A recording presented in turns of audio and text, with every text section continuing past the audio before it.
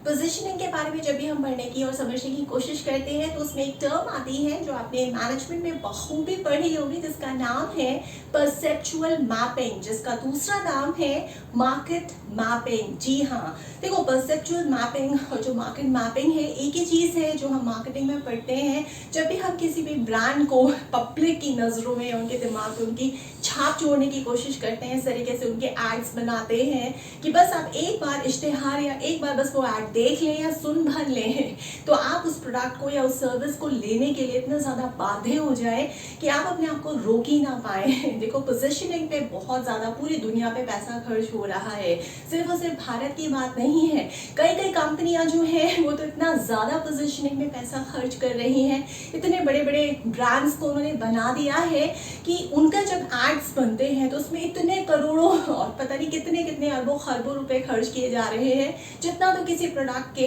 Development में भी खर्च नहीं हो रहा है, किसी सर्विस के डेवलपमेंट में भी खर्च नहीं हो रहा है। यानी कि आप लोगों के दिमाग पे सिर्फ और सिर्फ एक छाप छोड़ने के लिए, सिर्फ और सिर्फ ताकि आप उन कंपनीज के ब्रांड्स को, उन कंपनीज के प्रोडक्ट्स और सर्विसेज को खरीदने के लिए बाध्य हो जाए, आपको इस तरीके से आपके इमोशंस का फायदा उठा के पोजीशनिंग करके इस तरह से एड कैंपेन को चला के बना के आपको मजबूर किया जा रहा है कि आप उन ब्रांड्स को खरीदिए, भले उन ब्रांड्स में कोई क्वालिटी हो या ना हो। अगर वो पैसा शायद उनकी प्रोडक्ट्स के या सर्विसेज के बहुत ज़्यादा बेहतरी में लग जाता या रिसर्च में लग जाता, डेवलपमेंट में लग जाता, नई नई इनोवेशंस में लगता, तो वो पैसा सच में कामगर होता, सही साबित में और सही तरीके से उसका इस्तेमाल भी होता, जो ऐसा नहीं हो रहा है। देखो, जहां हम परसेप्चुअल मैपिंग की बात कर रहे हैं वो एक ठीक है, एक कॉन्सेप्ट है मार्केटिंग में। जब हम पोजीशनिंग की बात करते हैं, किस तरीके से हमें किसी प्रोडक्ट या सर्विस को बेचने का एड कैंपेन बनाना है, किस तरीके से वो एक बारीकी, एक पॉइंट, एक एट्रीब्यूट निकालना है अपने प्रोडक्ट या सर्विस का, जिस पे हम अपना एड कैंपेन बना के चलाएंगे और जितने भी कस्टमर्स यानी कि जितने भी व्यूअर्स हैं, भले वो अभी आपके ब्रांड के कस्टमर नहीं भी है या आपके प्रोडक्ट या सर्विस के कस्टमर नहीं भी है, बस एक बार आपका वो पोजीशनिंग, एक बार जब वो आपका एड चल जाएगा, उसको देखने के बाद सारे के सारे व्यूअर्स जो हैं वो आपके कस्टमर्स बन ही जाएंगे। उसी में एक कॉन्सेप्ट है जिसका नाम है परसेप्चुअल मैपिंग या मार्केट मैपिंग, जिसको इस्तेमाल किया जाता है पोजीशनिंग के लिए, एक एड को बनाने के लिए। देखो, परसेप्चुअल मैपिंग और एक एड कैंपेन को बनाना, उससे पहले हमें ये समझना पड़ेगा कि जो भी कस्टमर है या जो व्यूअर है आज आपका एड देख रहा है टीवी पे या किसी भी सोशल मीडिया के प्लेटफॉर्म पे, यूट्यूब पे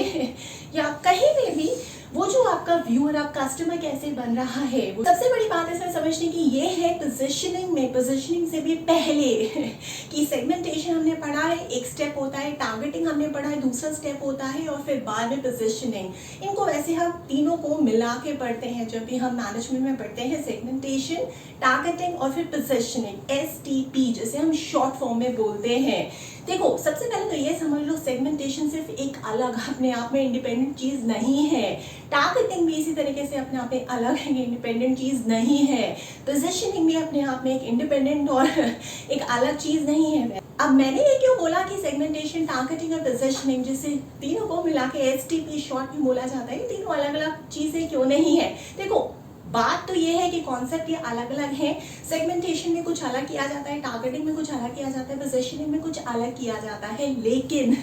ये तीनों, सेगमेंटेशन, टारगेटिंग और पोजीशनिंग, ये तीनों इंडिपेंडेंटली नहीं रन कर सकते हैं। ये तीनों में कुछ ना कुछ कनेक्शन होता ही है, क्योंकि अगर कोई कनेक्शन ही नहीं है, इसका मतलब कि जो भी STP है वो ठीक तरीके से हुआ ही नहीं है। इसका मतलब ठीक तरीके से आपकी मार्केटिंग रिसर्च टीम ने काम ही नहीं किया है। मार्केटिंग जो स्ट्रैटेजिस्ट है उन्होंने बखूबी अपना मैनेजमेंट का प्रिंसिपल या अपनी मैनेजमेंट की पढ़ाई को इस्तेमाल नहीं किया है। ये जो मार्केटिंग मैनेजर्स हैं, सीनियर मैनेजर्स हैं या CMOs हैं, उन्होंने भी ठीक तरीके से मैनेजमेंट के कोर्सेज नहीं किए हैं और ठीक तरीके से नॉलेज को अप्लाई नहीं किया है। अगर STP जो है वो इंटरलिंक्ड, इंटरकनेक्टेड नहीं है, पोजीशनिंग बिना टारगेटिंग और सेगमेंटेशन के नहीं बैठ सकती है फिट,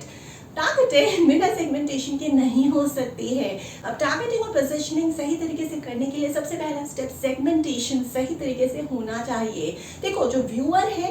हो सकता है कल को आपके ब्रांड का, अगर ब्रांड अभी बना भी नहीं है तो अगर आप नया प्रोडक्ट या सर्विस लॉन्च कर रहे हैं, हो सकता है जो भी बंदा आपका आज ऐड देख रहा है टीवी पे, जो भी आपने पोजीशनिंग करके उसका ऐड बनाया है, पोजीशनिंग कुछ और नहीं है, बस एक ऐड को बनाना, उसको क्रिएट करना और फिर उसको पब्लिश कर देना, चाहे वो कोई भी प्लेटफॉर्म हो, चाहे वो टीवी हो, चाहे वो सोशल मीडिया हो। जब भी आप अपने ऐड को बना लेते हो और फिर उसको दिखाने लग जाते हो, उसे ही पोजीशनिंग बोलते हैं। यानी कि व्यूअर्स के दिमाग से जब आप खेलने लग जाते हो, उनको इतना इमोशनल कर देते हो, या फिर ये कह लीजिए जब आप लोगों के सबकॉन्शियस माइंड यानी कि मन से खेल के अपने एड्स को बनाते हो, तो वो बहुत ज़्यादा कामगर हो जाते हैं। क्योंकि ज़्यादातर हम लोग जो है वो लॉजिकल बेस्ड डिसीजंस तो लेते नहीं हैं, हम लोग इमोशनल हैं और हम अपने इमोशंस को भी काबू में नहीं रख पाते हैं। इसलिए सारा का सारा ऐड का जो मार्केटिंग बिजनेस है वो हमारे इमोशन से खेल के हम पे काम करता है और हमें मजबूर कर देता है कि हम उनके ऐड कैंपेन को बस एक बार देखें और उनका प्रोडक्ट या सर्विस को खरीद लें। देखो, हम क्या खरीदते हैं, अगर हम किसी ब्रांड के या किसी प्रोडक्ट या सर्विस के कस्टमर बन रहे हैं, पहले नहीं थे, तो हम किस चीज़ को खरीदने जाते हैं? हम उस प्रोडक्ट या सर्विस को खरीदने नहीं जा रहे हैं, हम उस प्रोडक्ट और सर्विस का बेनिफिट खरीदने जा रहे हैं एज अ कस्टमर। हमेशा इस बात को आपको याद रखना है। जितने भी मार्केटिंग के लोग आज इस वीडियो को देख रहे हैं, जो भी आपका कस्टमर बनने वाला है, आपका कस्टमर है, आपको इस तरीके से नज़रअंदाज नहीं करना है कि कस्टमर को हम अपना कुछ भी प्रोडक्ट बना के बेच देंगे चल जाएगा, कुछ भी सर्विस बना के बेच देंगे चल जाएगी। जी नहीं, आपका कस्टमर जो आज हो सकता है आपका कस्टमर भी नहीं है, आगे आने वाले कुछ समय में या सालों में आपका कस्टमर बनने वाला है। वो तभी आपका कस्टमर बनेगा चाहे आप प्रोडक्ट बेच रहे हैं या आप सर्विस बेच रहे हैं। अगर उस कस्टमर को आपके प्रोडक्ट या सर्विस में अपना कोई बेनिफिट दिख रहा है, अगर नहीं दिख रहा है तो वो नहीं बनेगा। अब ये जो बेनिफिट है इसको हम किस तरीके से समझ सकते हैं, मैं आपको 2 एग्जांपल्स देती हूँ। जैसे मान लो कोलगेट के टूथब्रशेस आए थे काफ़ी साल पहले जब ये लॉन्च हो रहे थे, अलग अलग स्टाइल में, अलग अलग फिनिश में। तो कोलगेट ने 2 चीज़ें उसमें डाल दी कि हमारा जो टूथब्रश है उसके जो ब्रिसल्स हैं वो एकदम ही कमाल के हैं। अगर आप हमारा टूथब्रश इस्तेमाल करते हो ब्रश करने के लिए,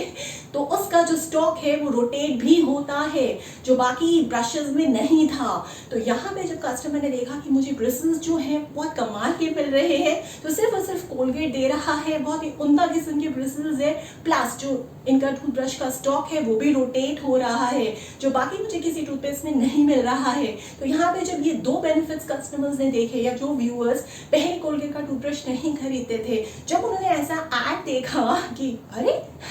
टीवी पे तो कोलगेट ये दिखा रहा है, ये नया प्रोडक्ट वो लॉन्च कर रहा है, एक नया ब्रश जिसके ब्रिसल्स कमाल के हैं और उसका जो स्टॉक है वो भी घूमता है, तो बाकी किसी टूथब्रश में वो बात नहीं है, मैं तो अब जाके कोलगेट का ही ब्रश लूंगा। ये तो बेनिफिट्स जब व्यूअर्स ने देखे, तो जो कस्टमर्स नहीं भी थे कोलगेट के